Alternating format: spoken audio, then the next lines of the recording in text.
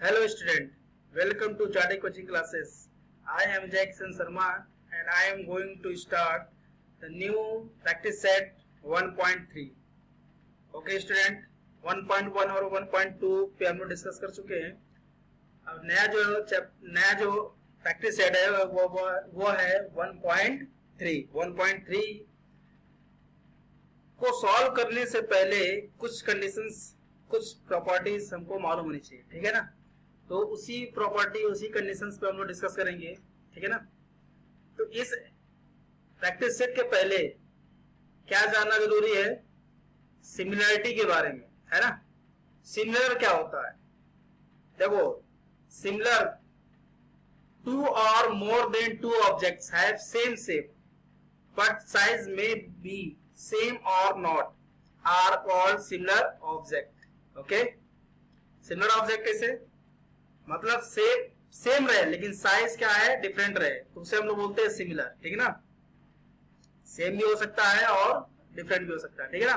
For example, all circles lie in a plane are similar. यहाँ पे example दिया हुआ है कि अगर एक प्लेन पे तुम जितने भी सर्कल बनाओ वो सभी सर्कल क्या होंगे, सिमिलर होंगे, ठीक है ना. रेडियस कुछ भी लो, 2, 3, 4 कितने भी ले सकते हो, ठीक है ना. वैसे ही एक प्लेन पे इक्विलेटरल ट्राइंगल हम लोग कितने भी ड्रॉ करें, इक्विलेटरल ट्राइंगल, वो सभी क्या होंगे, सिमिलर होंगे.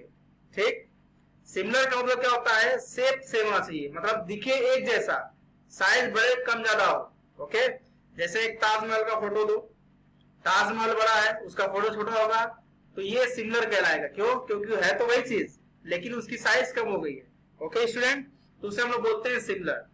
अब हम बात करते हैं ट्राइंगल में सिमिलर कैसे कैसे हम लोग चेक करेंगे. यानी सिमिलर ट्राइंगल्स अगर होगा तो क्या क्या कंडीशन होगी उसकी. जैसे दो ट्राइंगल है ABC और एक ट्राइंगल है DEF. तो अगर ए ट्राइंगल के सभी एंगल्स दूसरे ट्राइंगल के करस्पॉन्डिंग एंगल के अगर इक्वल है तो वो सिमिलर ट्राइंगल कहलाते हैं, ठीक है ना. या इनका जो साइड है, करस्पॉन्डिंग साइड का जो रेशियो होगा वो अगर इक्वल है तो भी सिमिलर ट्राइंगल कहलाएंगे, ठीक है ना. यानी कि अगर दो ट्राइंगल सिमिलर है तो ये दोनों कंडीशंस ऑलरेडी उसमें होती है, ठीक है. तो क्या कंडीशन होगी? इन ट्राइंगल ABC है और ट्राइंगल DEF जो हमने अभी बोला है उसी को देखो ध्यान से. If angle A congruent to D, angle B congruent to E, angle C congruent to F, and AB upon DE equal to BC upon EF equal to AC upon DF. यानी करस्पॉन्डिंग साइड का ratio equal है और सभी corresponding angle equal है, ठीक है ना. इसलिए दोनों ट्राइंगल क्या है, सिमिलर है. इन दोनों ट्राइंगल को क्या बोलते हैं हम लोग? सिमिलर ट्राइंगल बोलते हैं. और इनको जो लिखने का जो तरीका होता है वो देखो, ये सिंबल दिख रहा है, ये सिमिलर का साइन होता है. यानी triangle ABC similar to triangle DEF. तो समझ में आया दो ट्राइंगल कैसे सिमिलर होते हैं. अब हम लोग चेक करते हैं कि कैसे कैसे हम लोग सिमिलर को शो कर सकते हैं, सिमिलर बता सकते हैं कि ये दोनों ट्राइंगल सिमिलर है. उसके लिए क्या क्या कंडीशंस हो सकती है. पहले वाली कंडीशन में तो सारे वो तो सभी एंगल्स और सभी रेशियो इक्वल थे, लेकिन मिनिमम कितनी चीजें हमें रिक्वायरमेंट, कितनी चीजें रिक्वायर्ड होंगी कि दो ट्राइंगल सिमिलर हो सके, ठीक है ना. तो उसके लिए क्या करेंगे, चेक करते हैं test of similarity of triangle. तो सबसे पहला आता है angle angle angle, 3 times angle, मतलब तीनों angle. Test for similar triangles, ठीक है ना. एक ट्राइंगल के तीनों एंगल, यानी angle A equal to P, angle B equal to Q, angle C equal to angle R, ठीक है ना. एक ट्राइंगल के तीनों एंगल करस्पॉन्डिंग एंगल के, करस्पॉन्डिंग मतलब ये इसके और ये वाला इसके इक्वल है, तो ये दोनों ट्राइंगल क्या हो जाएंगे, सिमिलर हो जाएंगे. वही कंडीशन यहाँ पे लिखा हुआ है. तो triangle ABC similar triangle PQ और by angle angle angle test of similarity of triangle. तो ये पहला टेस्ट हो गया, ठीक है ना. इसका ज्यादा यूज हम लोग नहीं करते हैं क्योंकि दो एंगल भी अगर इक्वल हो गया तो उससे ही सफिशिएंट है प्रूव करने के लिए, बताने के लिए, ठीक है ना. तो सेकंड क्या है, angle angle test of similar triangle. ये सबसे ज्यादा यूज होता है, इसी का यूज हम करते हैं कि एक ट्राइंगल के दो एंगल दूसरे ट्राइंगल के करस्पॉन्डिंग दोनों एंगल के अगर इक्वल है तो दोनों ट्राइंगल क्या हो जाएंगे, सिमिलर हो जाएंगे. जैसे angle A equal to angle P, angle B equal to angle R, अगर ये इक्वल है तो ये दोनों ट्राइंगल क्या हो जाएंगे, सिमिलर हो जाएंगे. यानी angle triangle ABC similar to triangle P Q R, ठीक है ना। Triangle A B C similar to triangle P Q R by angle angle test. Third number आता है इसका side angle side test for similar triangles, ठीक है ना। तो के एल एम और आर एस टी दिया हुआ, दो ट्राइंगल दिए गए हैं। अब इसको सिमिलर प्रूव करना है, बताना है कि सिमिलर है तो किस बेसिस पे है, प्रूव नहीं करना है, यहाँ पे ये टेस्ट एक्सप्लेन करनी है। इन K L M and R S T में देखो K L upon R S, L M upon S T, यानी ये करस्पॉन्डिंग साइड हो गई है और ये इसके करस्पॉन्ड हो गया, ये इनका रेशियो इनके रेशियो के इक्वल है। और इनके बीच में जो एंगल फॉर्म हो रहा है यानी एंगल एल और एंगल एस ये भी इक्वल है, तो इसको हम बोलते हैं साइड एंगल साइड टेस्ट, ठीक है ना। यानी दोनों ट्राइंगल क्या है, सिमिलर है, किससे, साइड एंगल साइड टेस्ट से, साइड एंगल साइड, ठीक है ना, टेस्ट से। ओके, लास्ट वाला क्या है, side side side test for similar triangles.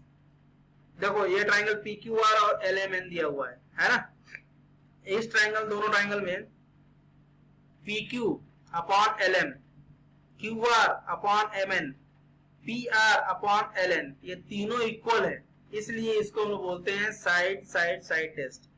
दोनों ट्राइंगल सिमिलर हो जाएंगे और इस टेस्ट को बोलेंगे साइड साइड साइड टेस्ट। यानी एक ट्राइंगल के तीनों साइड और दूसरे ट्राइंगल के करस्पॉन्डिंग साइड का रेशियो अगर इक्वल है तो वो साइड साइड साइड टेस्ट कहलाता है, ठीक है ना। ओके, अब बात करते हैं कुछ प्रॉपर्टीज की, प्रॉपर्टीज ऑफ सिमिलर ट्राइंगल। पहला प्रॉपर्टी आता है रिफ्लेक्सिविटी। रिफ्लेक्सिविटी में क्या होता है कि कोई भी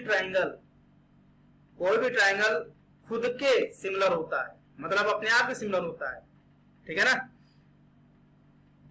मतलब every triangle is similar to itself. Okay, जैसे ट्राइंगल एबीसी है वो सिमिलर टू ट्राइंगल क्या होगा, एबीसी होगा, इसे बोलते हैं रिफ्लेक्सिविटी। जैसे 2 इक्वल टू 2 ये भी रिफ्लेक्सिविटी का कंडीशन होता है, 2 इक्वल टू 2, 3 इक्वल टू 3, है ना, तो इसको हम लोग बोलते हैं रिफ्लेक्सिविटी।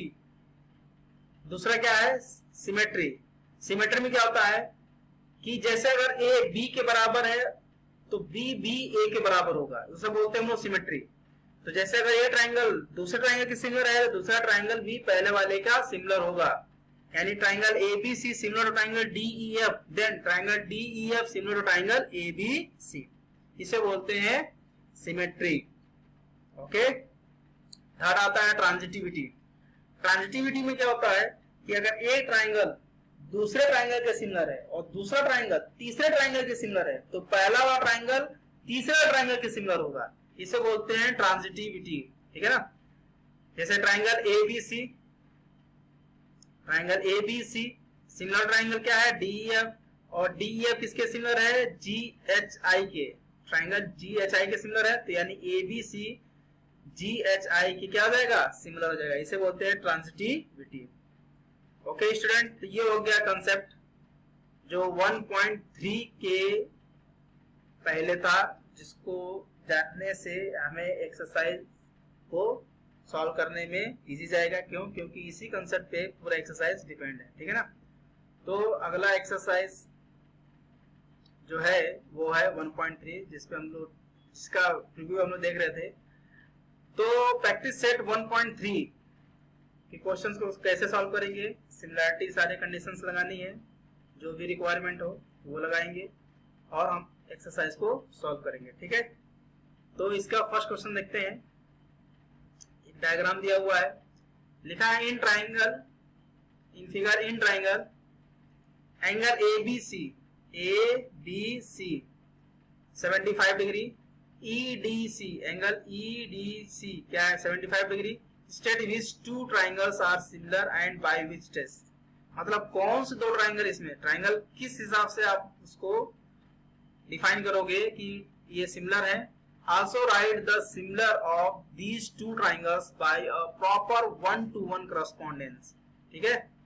तो हमें पहले तो सिमिलर बताना है, कौन ट्राइंगल किसके सिमिलर है, ठीक है। एक चीज इसमें ध्यान देंगे कि जो एंगल जिसके करस्पॉन्ड होगा उसका वर्टाइसेस उसी सीक्वेंस में रखेंगे हमेशा, ठीक है ना। ओके, जैसे दो ट्राइंगल ले लिया एबीसी और ईडीएफ ईडीसी, ठीक है। अब इन दोनों ट्राइंगल में देखते हैं क्या किसके इक्वल है। तो सबसे पहले तो ये 75 तो एंगल जो बी है एंगल डी के इक्वल हो जाएगा, यानी A B C equal to D E D C. Okay, और एंगल सी दोनों में कॉमन है, इस छोटे ट्राइंगल में बड़े ट्राइंगल में। तो angle C congruent to angle C, तो दो एंगल कॉन्ग्रुएंट हो गया। इसका मतलब ये दोनों ट्राइंगल क्या हो जाएंगे, सिमिलर हो जाएंगे। तो triangle A B C, triangle E D C. मैं क्या बोल रहा था कि सी किसके कॉन्ग्रुएंट है, सी के कॉन्ग्रुएंट है। बी किसके कॉन्ग्रुएंट है, डी कॉन्ग्रुएंट है। तो जो जिस सीक्वेंस में है उसी सीक्वेंस में रखेंगे, यानी कि उल्टा पुल्टा नहीं लिखेंगे। यहाँ पे जैसे सी डी ई नहीं लिखेंगे तो गलत हो जाएगा ये। तो यहाँ बी किसके कॉरेस्पॉन्ड है, डी के, सी के। तो रिमेनिंग क्या होगा, ए ई के इक्वल हो जाएगा। तो इसलिए ए बी सी जो ट्राइंगल है वो similar triangle E D C के इक्वल होगा। ठीक है ना, सिमिलर होगा सर। तो ये दोनों सिमिलर हो गए। कौन सा टेस्ट यूज हुआ यहाँ पे, एंगल टेस्ट यूज हुआ। ठीक, ये एंगल इसके इक्वल और ये दोनों में कॉमन। तो जो रिमेनिंग पार्ट है वो अब बताना है। तो देखो, अगर ये दोनों एंगल सिमिलर है तो करस्पॉन्डिंग साइड का रेशियो, यानी A B upon E D, B C upon D C और ए सी अपॉन ई सी हो गया ना। यानी करस्पॉन्डिंग साइड का रेशियो क्या हो गया, सिमिलर हो गया, इक्वल हो गया। Corresponding side of similar triangle, ये हो गया CSST का मतलब corresponding side of similar triangles. ठीक है ना, एक तो ये हो गया। दूसरा जो रिमेनिंग एंगल है वो भी डिफाइन कर सकते हैं यहाँ पे। तो एंगल BAC किसके कॉन्ग्रुएंट होगा, DEC के, यानी ये वाला जो एंगल है इस एंगल के इक्वल हो जाएगा। CAST यानी corresponding angle of similar triangle. समझ में आया पहला क्वेश्चन दोस्तों। तो ये हो गया क्वेश्चन नंबर फर्स्ट। अब क्वेश्चन नंबर सेकंड की बात करते हैं हम लोग। Are the triangles in figure similar, if yes by which test. मतलब कि क्या ये दोनों ट्राइंगल सिमिलर है, अगर है तो किस टेस्ट से सिमिलर है ये, वो टेस्ट बताओ।